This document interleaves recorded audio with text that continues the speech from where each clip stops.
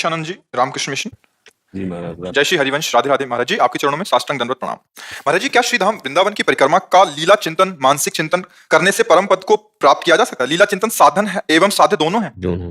पहली बात तो आप प्रदक्षिणा शरीर से करने की बात कर रहे हैं या चिंतन से? चिंतन से महाराज जी, मन से। हाँ बिल्कुल, यथावत परिक्रमा का वैसे ही फल मिलेगा जैसे प्रगट परिक्रमा देने का फल मिलता है। पर उस समय तन्मयता पूर्वक आप परिक्रमा कर रहे हो, ये आपको चिंतन में अनुभव हो रहा। इस समय हम अटल्ला चुंगी पहुंचे, इस समय रमण रेती पहुंचे, एक एक कदम पूरा तुम्हारे दिमाग में। अब यमुना जी पहुंचे, आचमन किया, फिर प्रणाम करके परिक्रमा, आप ऐसे पूरी प्रदक्षिणा और मंत्र जप करते हुए, तो वो अगर 10 मिनट में हो जाती है, 15 मिनट में हो जाती है, तो उसका वही फल मिलेगा। और दूसरी बात, लीला चिंतन। लीला चिंतन में रुचि तब होगी जब नाम के द्वारा पहले हृदय को पावन किया जाए, तब वाणी में प्रवेश होता है, लीला में प्रवेश होता है। अभी क्या, जैसे हम एक भावात्मक लीला चिंतन करने का प्रयास करें, तो जब तक लीला चिंतन में लीला जिसकी हो रही वो हमें दिखाई नहीं दे रहे, तब तक कैसे पूरा होगा चिंतन? जैसे हम देख रहे हैं कि श्री कृष्णचंद्र जी अपने सखाओं के साथ अमुक लीला कर रहे हैं, तो हमें सखा भी दिखने चाहिए, श्री कृष्णचंद्र भी दिखने चाहिए, और उनकी लीला भी दिखनी चाहिए। इतनी योग्यता बहुत ऊंचे अंतःकरण की होती है। बहुत, जो काम क्रोध लोभ मोह मद मत्सर से उठा हुआ अंतःकरण, द्वंद्व विमुक्ता, सुख दुख संगई विनिवृत्त कामा, इस स्थिति का जो अंतःकरण है वो लीला का है। तो हम क्या करें, पहले नाम का खूब चिंतन करो, लीला का गायन करें, लीला का अक्षरशः ऐसे गायन करें डूबते हुए कि मानो हम उसी लीला में हम भी सम्मिलित हैं। वो श्रवण कर रहे हैं, उसका मनन कर रहे हैं। पर चिंतन शब्द तभी माना जाएगा जब लीला अध्यक्ष दिखाई दे। हमारे जैसे पिया जो पीयू जी खड़े हैं महाराज जी, सखिया उनको पंखा कर रही है महाराज, पुष्प वृष्टि हो रही है, हम पुनः पुनः हम ही कुछ चंदन लगा रहे पिया जी के चरणों के अंदर में, पीयू जी के चरणों में।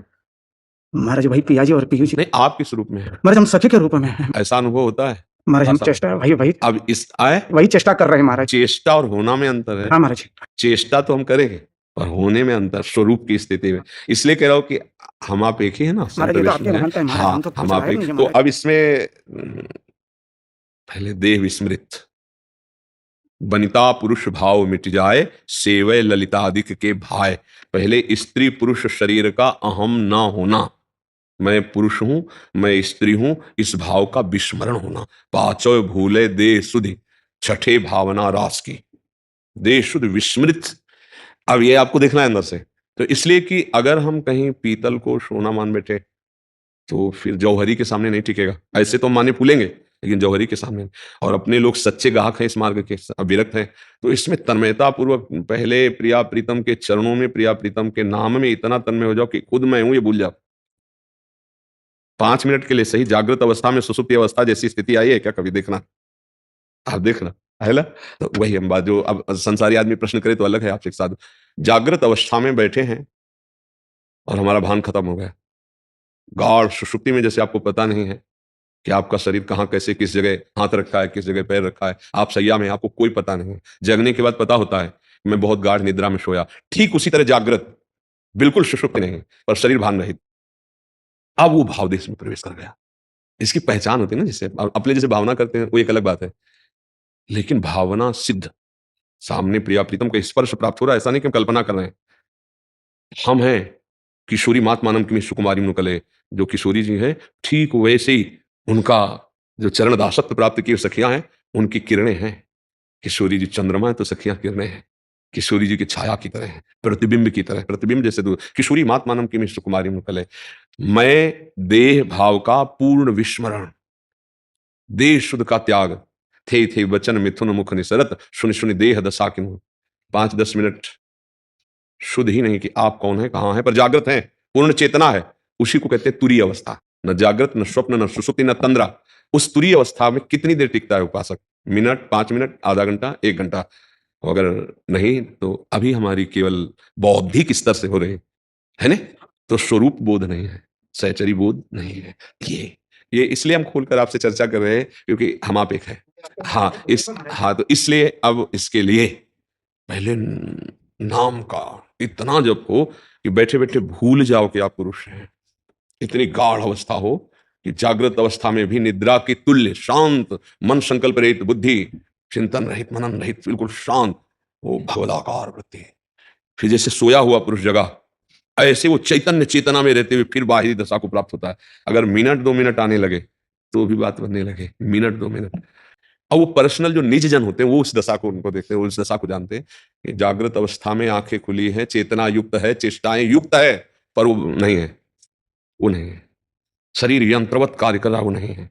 अब ये स्थिति इसी को कहा गया महामाधुर्य रस की स्थिति। शांत भाव और दास्य भाव, सख्य भाव, वात्सल्य भाव, गोपी भाव, उसके ऊपर सखी स्वरूप महामाधुर्य रस। हमें लगता है कि हमको सही ढंग से अगर चले तो पहुंचने के लिए ही हमको मार्ग मिला है, और इस मार्ग में जब तक कोई सहचरी का अनुगमन नहीं, तब तक हम सहचरी कैसे बन सकते हैं?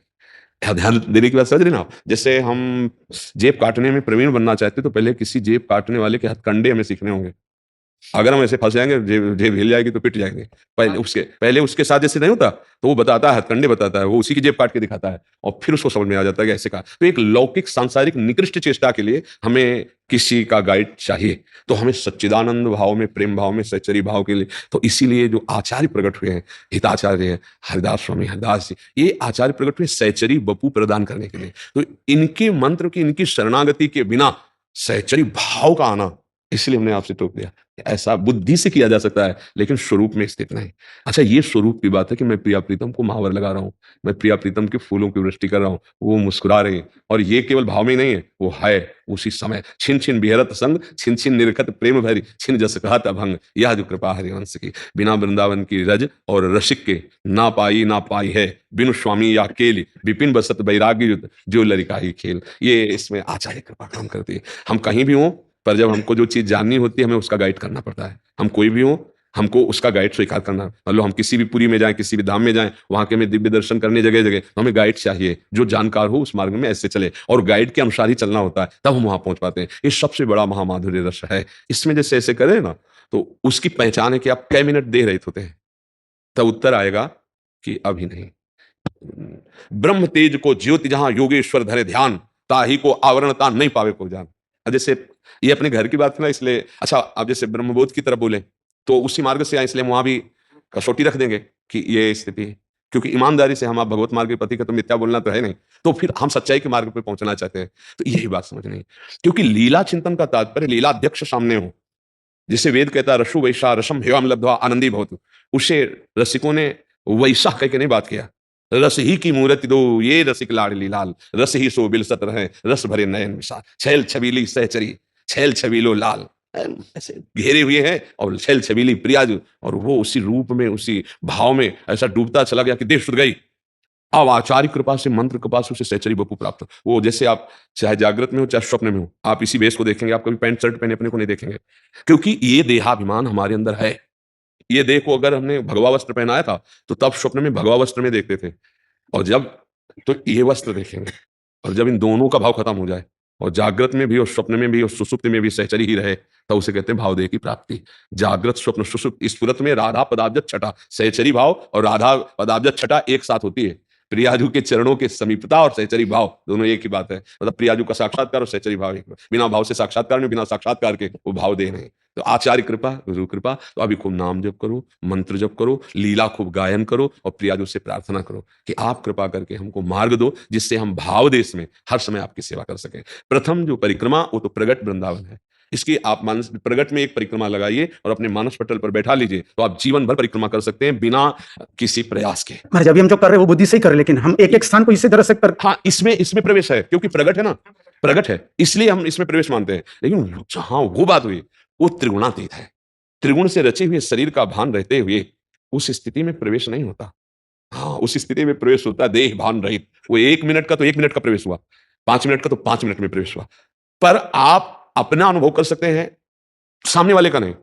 जिस समय वो चेष्टा युक्त है, उस समय वो वहां नहीं है, कैसे कोई जानेगा? चेष्टाएं हो रही हैं। जैसे सिद्ध महापुरुष आचार्य जन हुए, तो प्रभु की प्रगट सेवाएं कर रहे हैं, व्यवहार में सबसे मिल रहे हैं, बात कर रहे हैं, पर एक क्षण भी प्रियाजू से बिलग नहीं है। तो उनका स्वरूप वहां स्थित है, और श्री जी के प्रताप से यंत्रवत चेष्टाएं बिल्कुल सांगोपांग हो रहे हैं। इसलिए कोई समझ नहीं पाता कि स्थिति क्या होगी इनकी। जब तक स्थिति प्रज्ञ नहीं है, तब तक स्थिति का बोध नहीं होता। तो अपने लोग ऐसे चलें, वाणी जी का गायन, लीलाओं का गायन, जितना बन रहा उतना लीला चिंतन, पर यह ध्यान रखें कि उसका फल होगा शरीर विस्मृति। कितने सेकंड, कितने मिनट, जब तक शरीर स्मृति है तब तक भाव देश में प्रवेश नहीं हुआ है।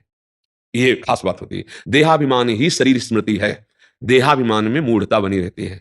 मैं मानसिक परिक्रमा करता हूं, मैं लीला चिंतन करता हूं, इसमें वो अहम सुरक्षित है। जब ये भी भूल जाए केवल लीला चिंतन हो रहा है और मैं खत्म हो गया और उसी लीला में देखा कि जो मैं है वो लीला पात्र बना हुआ है, वो सिद्ध महापुरुष होता है, रस सिद्ध कहा जाता है। वो किसी गैर को नहीं होना, अपने के लिए ही है मार्ग। हर सिद्धावस्था हमारे लिए मनुष्य ने इसीलिए दुर्लभ कही गई, हर स्थिति प्राप्त कर सकते हैं, पर अनुगमन अगर रस क्षेत्र में प्रवेश करना है तो रसिक महापुरुषों का अनुगमन। रे मन रसिकन संग बिन रंच न उपजय प्रेम। हाँ, बिना रसिक संग के ये रंग नहीं चलता। भगवत रसिक, रसिक की बातें रसिक बिना को समझ सकेगा। आप वृंदावन सेवन करते हैं, इसलिए आपसे चर्चा भी हो रही। नहीं, ये चर्चा का भी अधिकार जब तक अभी ठीक से भजन तो होता नहीं, रस की चर्चा का अधिकार है। हाँ, इसलिए खूब नाम जप कीजिए, वाणी गायन कीजिए और थोड़ी देर असंग होकर बैठना सीखिए। सेवाएं मान लो, रामकृष्ण मिशन में आप तो सेवाएं तो है ही हैं, लेकिन कुछ मिनट ऐसा निकालिए जिसमें असंग होकर बैठ गए, जहां हाथ रख दिया, चांचल्यता शून्य बैठे, भले ही नाम का ध्यान करें पर चांचल्यता शून्य बैठे, धीरे धीरे खो जाना सीखिए। खो गए मिनट, आधा मिनट, 2 मिनट, 4 मिनट, 5 मिनट, फिर जो आनंद अनुभूति है वो धीरे धीरे देहाभिमान को गलित करेगी। वो आनंद अनुभूति ये केवल बुद्धि से नहीं होता, ये आनंद से होता है। आनंद की अनुभूति में देह भाव विस्मृत होता है।